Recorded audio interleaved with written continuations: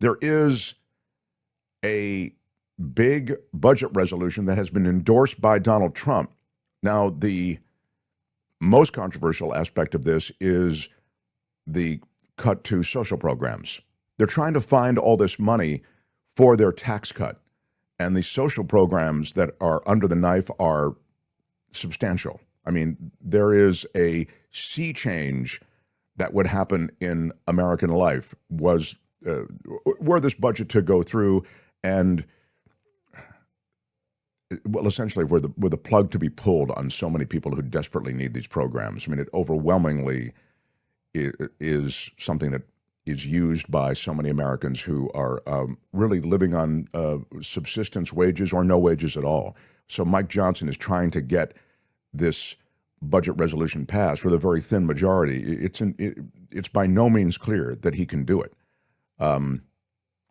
So I sent you an email that had no subject line, but you might have been on the line to the other station at the time. But it should have something there. If you can't find it, I'll move on. But one of the things that I felt was interesting is that while Tony looks for that, is that the Doge world is being replicated in Florida. Did you see this? No. The task force to cut waste government spending and, the fraudulent government spending and abusive government spending. It's all BS, right? We've seen it. I mean, of course, there is that in any series of government agencies you can go through. And if you actually were to evaluate, you'd be able to perhaps find abuse, fraud, waste. But the idea somehow that you could just walk in and just start torching things and you're going to be cleaning up waste, fraud, and abuse, that's absurd. It's reckless, and that's what you're seeing at the federal level through Musk. But this isn't the point of, I just wanted to, against that backdrop, explain that now Ron DeSantis is doing that in Florida. He has his own Department of Governmental Efficiency, or DOGE. It's a task force, he says, with the aim of scrutinizing spending at state universities and government. The statewide, again, Florida version of Elon Musk's new federal agency will be established to, quote, further eliminate waste within state government, save taxpayers money, and ensure accountability in Florida. Quote, Florida has set the standard for fiscally conservative governance, and our new Florida DOGE task force will do even more to serve the people of Florida. Quote, it will eliminate redundant boards and commissions, review state university and college operations and spending, utilize artificial intelligence to further examine state agencies to uncover hidden waste, and even audit the spending habits of local entities to shine the light on waste and bloat. They have cut government spending since 2019.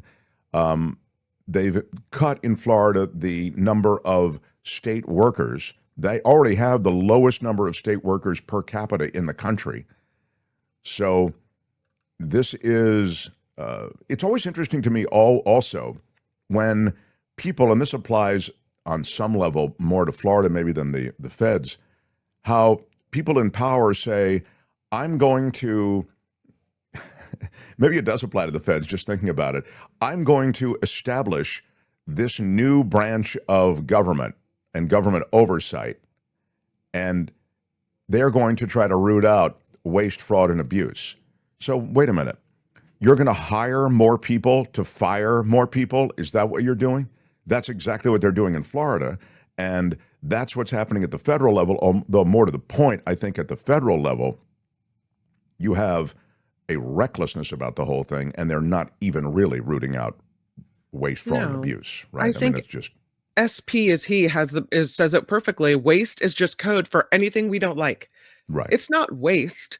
We're not talking about the, what is however much $5 million ashtray kind of waste in government. We're talking about just things you've decided you don't like. And that could be teaching Black history in schools. We don't really need funding for that. We don't like that, right? It could be whatever you've decided that we don't need. And it might not be wasteful to me or you, but it might be wasteful to Trump or DeSantis. Well, as I said several times, and we'll say several times more, if you're really serious about looking for waste, you don't start at USAID. Are you kidding? I mean, that's an infinitesimal smidgen of the money spent by the federal government. You started at USAID. I know why, because they were investigating you and Mhm. going after you for the Starlink role in the Ukraine-Russia confrontation. How you turned off Starlink, Elon Musk, for the Ukrainians at the behest, it would seem, of the Russians. That's why you're going after USAID. And I know why you're going after the IRS. And I know why you're going after the FAA.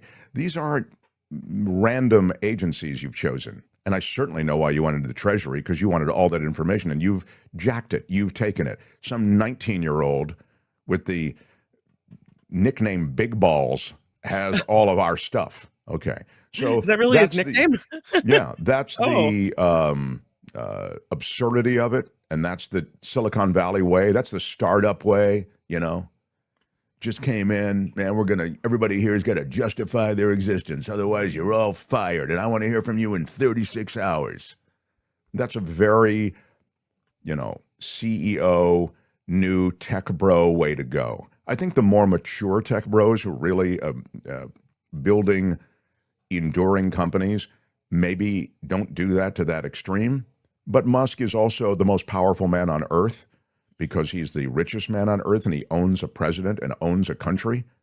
And as you know, he's not only active in America. I mean, he's single-handedly reshaping America and American government. But the other thing that he's doing is he's involving himself in European affairs and political affairs as well. So he's really going for, it's almost a Bond villain type role that he has. But it's laughable that he now wants to have AI go over everything. Isn't that right, Kim? He wants, instead of, yeah. there isn't a careful review of people's roles and how there are government efficiencies here. He's now just jacked a bunch of data and literally going to have AI go over it. Yeah, Isn't that so right? it's these emails that he's asking people to list the 5 things that they accomplished, right? First of all, the Office of Personnel Management said it's voluntary. You don't really have to do it. And then Trump doubles down and sends not Trump, Musk. See? We get them confused. Which president do I mean? Sometimes they're interchangeable. Yeah. Musk sends another letter and says, "No, this is actually true. It's the second ultimatum. I do mean business, and you will be fired if you don't send the message."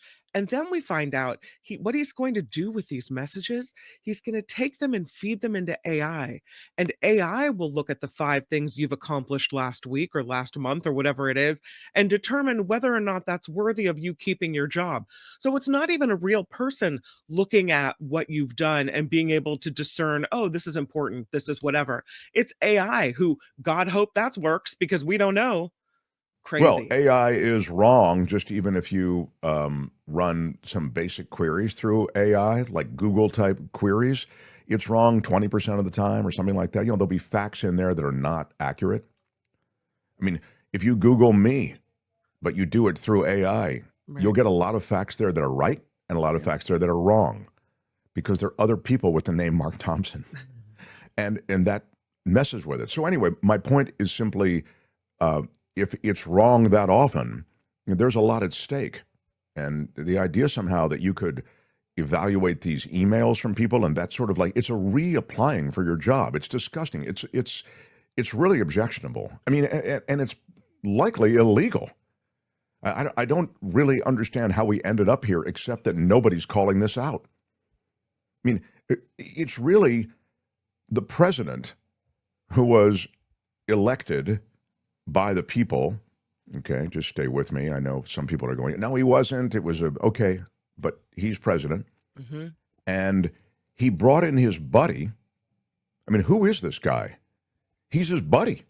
I get it. No, he's a big government, he has government contracts. He's with SpaceX and Tesla. No, I understand he's a super rich buddy with government contracts, but that actually should be something that we are concerned with. That should actually disqualify him for being the co-president. His conflicts of interest are so manifest, they should absolutely blunt any notion that he should be there as co-president. It's absurd. But be that as it may, he is the guy who is going after and reshaping the American government. And he's taking his tech background and he's applying it to the feds, and it just doesn't work. No. So there is no AI evaluation of efficiency of the federal government that is going to leave you in any positive place, because there isn't enough data to go on. The government is such a vast institution with all of these very specific roles that people have. It's a big country. There are a lot of government programs. A lot of them are critical, and a lot of them are critical but small.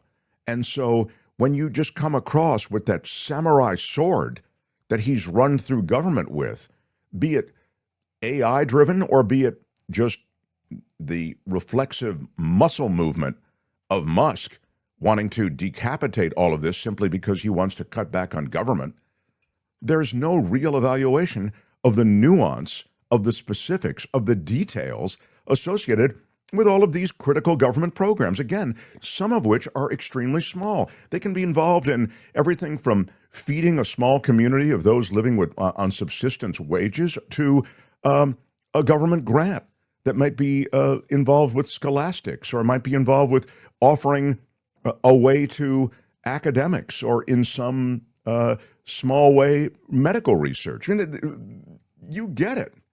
It's absurd. They just don't care about people. They don't care about people. They care about money messaging and money. And they message waste, fraud, and abuse. When I say they, I'm talking about Trump, Musk, who he's turned the keys to the kingdom over, and this waste, fraud, and abuse is something they'll go, yeah, we all are against waste, fraud, and abuse. And then under that banner, they do everything that you're seeing. This is the state of the budget, and this budget proposal has been endorsed by Donald Trump. Thank you. Here we go. It is the moment of truth for House Speaker Mike Johnson and Republican leaders on Capitol Hill. They are working to get President Trump's legislative agenda across the finish line. Today's goal is to secure the votes to deliver that, quote, one big, beautiful bill. Those GOP holdouts, they're not making it any easy for the speaker. Take a look at your screen. He was locked in meetings all night trying to sway some of those members. And that's because a single no from one or more of the people on your screen right now could tank the bill completely. And that is assuming all Democrats vote no. Speaker Mike Johnson took to the podium moments ago and had this to say about the bill. Let's listen. So we're planning to take up our budget resolution as early as today. Which is a major step, as you know, to unlock the process in delivering President Trump's America First legislative agenda. We're very close right now. And as you just heard the Leader Scalise, explain, there's always more work to do right up to the end for a big vote like this, and this is a big one. We're very, very close, and we're excited about the progress, and I'm very positive, and I'm absolutely convinced we're going to get this done. There's a lot of misinformation about the budget resolution. You've heard some of this being cleaned up this morning. I won't repeat it all.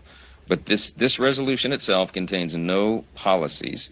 It is a framework only, and it's the product of months and months of work completed with the input of over 95% of the individual members of the Republican conference. We held dozens of listening sessions. We met with nearly every member of the conference multiple times, and truly this has been a bottom-up approach to the process. So we're proud of the final product, the work product, and again, it's sort of the kickoff in what will be a 4-quarter. Uncle Russ says this, vote for the bill, that is, vote for the bill, and it could tank your career. Don't vote for the bill, and it will tank your career. They really do kind of leave these guys, I'm talking about Republican legislators, at gunpoint to some degree on this stuff. And Johnson has a very mannered approach, as you can see. Like, he doesn't seem like he's like a screamer. But he's, believe me, behind the scenes, he is pushing this agenda. He wants to come through for his president. This is economic warfare, plain and simple. Greediness, says Zero Sum. It is something that Trump really wants, though. And it could really be, for the first time, something targeted in a viable way at a lot of the social programs that we're very proud of in this country. A beautiful budget that increases the national debt over $5 trillion. Fool, says shadow producer Calvin Wong. So I called my representative, says Yvonne Beach Bonnie. I do, I have a guest or two coming up in the next month, because this will be an ongoing issue. Snake in the grass, says Santi. I do want you to know that your calls to Congress people, they do matter. Now, you may say, I'm a Democrat or I'm a independent or whatever. They know that I'm going to be against whatever their agenda item is. Yeah, but the calls matter. They keep track of the calls. The ways in which you reach your reps, generally call or email, those are ways that are tracked. And that does, on some level, give them a sense of what's happening with reactions. In fact, I saw that the Republicans outnumber Democrats on calls. Republicans outnumber Democrats on calls. Generally, I'm talking about across the board, just on legislation, on routine stuff day to day in Congress in Washington. Republicans outnumber Democrats by 8-1. They call, the GOP gets on the phone, and GOP voters make their point over and over and over again. And if you get voicemail, they go back and they call and call and call. That's why gun owners are so successful in this country. That's why advocates for gun ownership and freedom to carry and all this stuff, they get that stuff through because they call and they pound on their legislators. I do believe it makes a difference. So I think the public anger is important, but I think the individual reaching out is important as well. So I would say if you haven't called, call. Called 5 calls. Okay, 5 great, calls. great. Yeah. So, yeah, anything more on that? Any details on that? I guess you just find that app, 5 calls. It's it looks like this is easy to download, this 5 calls app. You put in your zip code, pick the issue that you want to call about. You know, maybe that's Doge, whatever it would be. And then the numbers and the scripts, you know, what you're going to say will pop up for your House representatives and the senators that for the zip code that you provided. Then you can either talk to a person or leave a voicemail. Anyway, that's kind of cool. 5 calls. It's the app, 5 calls. And that script is important because you need to know what to hit, what to say, and how to say it succinctly, you know. Yeah. So great, 5 calls. Thank you. And thank you, No Marie. One of our supporters, a former colleague from KGO, Noe Marie, is a great supporter of the show. And that's some great information, some ways to reach legislators in a way that they need to be reached. Hi, it's Mark, and I thought that was great. Hit the notification bell. You'll know whenever there's a new video being dropped, and please subscribe to our channel to help us save the universe.